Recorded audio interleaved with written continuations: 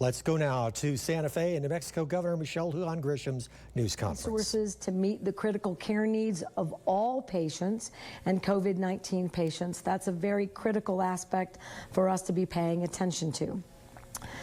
Unfortunately, we have 7 new deaths today. That gives us a 283 total. And again, this is the most painful part. These are all family members and missed loved ones, and this is an incredibly cruel way to lose a family member to a vicious, invisible virus that attacks without any warning, and for so many of us, without rhyme or reason, creates the kind of circumstances where you just can't beat this virus. And our condolences go out to all of the family members who have been so dramatically affected by COVID-19. You'll hear more about tests. We've got 147,344 tests. It's important to me to always remind New Mexicans that the amount of testing we do and continuing to grow that testing is critical to living in a COVID world until we have a vaccine. We need to be able to box that virus, isolate individuals and families who are affected or who have a positive case in their household. We have to be very clear that the quicker we do that, the more effectively we do that, the more information we give to employers and to a community about how we're getting that done safely, privately, productively, then the more we're able to do to sustain a new normal while we live with this virus in our state, in our communities. All right, let's go to the next slide. Or not. Oh, there we go, sorry. This is a testing slide, so we're gonna go to Kathy. I need to do a better job with our folks, just for people who are viewing, right? We don't rehearse. We wanna make sure that you've got the right information and the right slides. We wanna make sure that you get a testing update, you get a modeling update, and then I have other news, and I can sometimes confuse that. So, Kathy? Thank you, Governor. Secretary, I apologize. Good afternoon, everyone.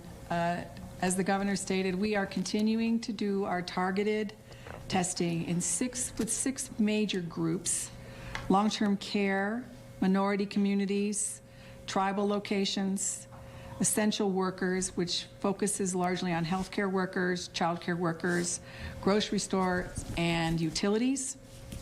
We had a significant work with special populations last week, and thank you to the DD community, the home and community-based waiver providers, who tested 100% of their direct service providers by last week. The slide, please. We also had a significant emphasis on corrections, and the state has 11 facilities. The state completed 100% testing of their staff and 25% of detainees in all of New Mexico's state facilities. In addition, we have moved into the counties, and 22 of our counties have also completed 100% testing of their guards and staff and 25% of their inmates. 8 counties are still in progress. We thank the Association of Counties and the county managers who assisted the Department of Health in accomplishing that goal. In addition to our work with testing, we are welcoming some new state partners in the lab capacity. This week, Pathology Consultants of Roswell has begun doing COVID testing in the Southeast. Christus St. Vincent has also begun their own testing in Santa Fe and brought all their COVID testing in-house. And we're looking forward to welcoming New Mexico State University, who is getting closer in standing up their own COVID testing. And with the increased capacity that we have in the state, we're looking forward in the next weeks to developing a more strategic surveillance system that will become part of the public health mission, much like our flu network surveillance has in the past. So I will be bringing you more information on that as our surveillance plan develops.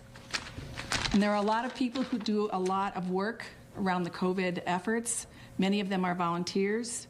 I want to specifically recognize today the Medical Reserve Corps.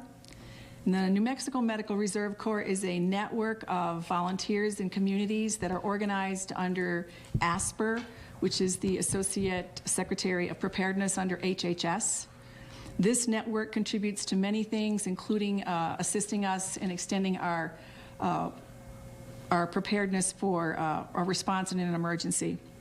And the MRC provides the structure necessary to identify, credential, train, and activate medical and non-medical volunteers. The New Mexico Medical Service Corps Coordinator, Bobby McKenzie, recently was awarded the Elizabeth Fitch Leadership Memorial Award. In addition, the MRC received an award for outstanding preparedness, resilience, and community response. The MRC currently has 70 volunteers in locations around the state, and since the beginning of COVID, they have deployed 173 volunteers and contributed over 3,883 volunteer hours. So congratulations to the MRC, and thank you to our MRC volunteers. Thank you, Secretary Kunkel. All right, so we're going to do the modeling update, which is the information that we use routinely to determine whether or not we're meeting our goals in terms of reducing the spread of this virus, containing it, and supporting our communities and families and businesses to live in a COVID-19 world. So, Dr. Scrace, I give it to you. Thank you very much, Governor. All right, the news conference will continue live on kvia.com. A quick recap of what Governor Michelle Lujan Grisham was talking about. 134 new cases reported in New Mexico, bringing the total to 6,317. 7 new deaths in the state, 283 statewide deaths total. 147,344 people have been tested. That's 7% testing rate, by the way, the best in the southwestern region of the country.